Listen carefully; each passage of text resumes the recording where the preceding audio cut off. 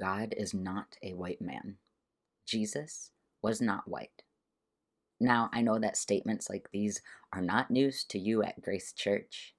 Even the kids at Grace take it for granted that, of course, Jesus was not white. I think of that Jesus doll that sits with them during church, that even in this time of virtual worship is visible in the pews. So I know that you at Grace have been able to become comfortable with the image of Jesus as a man of color.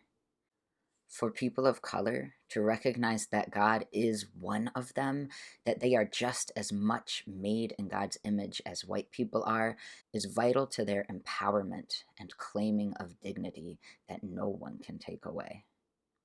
But it's just as vital for those of us who are white to do that same decolonizing work, because currently we have too much power. We need more humility. Rabbi Lord Jonathan Sacks put it this way: the test of faith is whether I can make space for difference. Can I recognize God's image in someone who is not in my image, whose language, faith, ideals are different from mine? If I cannot, then I have made God in my image instead of allowing him to remake me in his. Now, if I could talk to Rabbi Sacks, I might suggest to him that he try out some new pronouns for God as part of how he might begin to recognize God's image in those who don't share his maleness. So what I'm going to do is bring a few more images of God to the table for all of you. I invite you to reflect on these various images in prayer. In what ways do they startle you, challenge you, disturb you? In what ways do they excite you, comfort you, invite you to imagine God even vaster than before? The first image is that of God as disabled. Nancy Eastland is a disabled theologian who had this vision of God. I saw God in a sip-puff wheelchair. That is a chair used by quadriplegics, enabling them to maneuver by blowing and sucking in a straw-like device. Not an omnipotent, self-sufficient God, but neither a pitiable, suffering servant. In this moment, I recognized the incarnate Christ in the image of those judged not feasible, unemployable, with questionable quality of life. Here was God for me. Meanwhile, theologian John M. Hall writes about a God of blindness, a God who was with Hall as he moved from being a fully sighted man to being totally blind.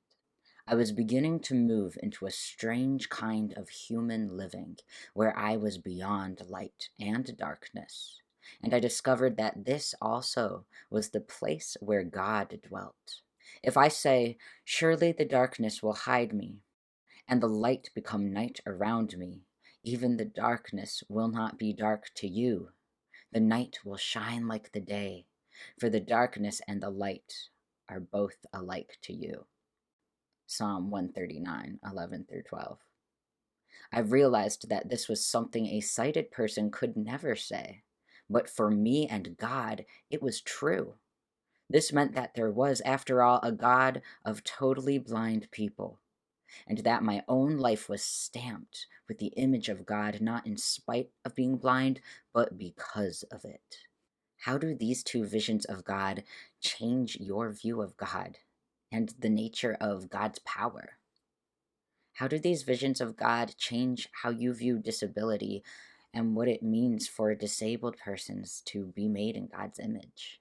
Finally, I want to share with you the idea of God as transgender.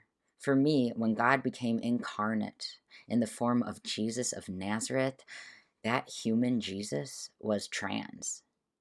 After all, he moved from being a genderless, bodiless, divine being into a body that was assigned male at birth. Bruce L. Gehrig explains, in not having a household, Jesus did not behave like a real man.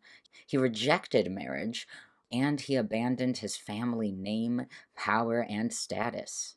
Jesus also made use of feminine language to describe himself, including in Matthew 23:37, when he calls himself a mother hen. He also talked to women in a society where men were not supposed to talk to women who weren't in their immediate family. How does the idea of a transgender Jesus, of a genderqueer God, expand your understanding of God? How does it change for you what it means for every human being of any gender to be made in God's image? I'm going to close with one more quote, this one from Philip Vinod Peacock, who is a deacon in the Church of North India. The image of God is only realized in the context of community. In fact, the image of God as a community of being, as represented in the three persons of the Trinity, can only be represented in human community as a totality. That is to say that only the whole of humanity together can claim that they are in the image of God. This has serious implications for our world today. The implication being that God is best represented by diversity. Only the whole diversity of the world, in terms of different cultures, gender, sexual orientation, and religious experience, can represent who God is. This means that no culture, gender, sexual orientation, or religious experience can claim superiority over another. It is only together that all of them represent who God is. My friends, God made you in her image, and they made those unlike you in their image. Only all together are we created in God's image. Good night.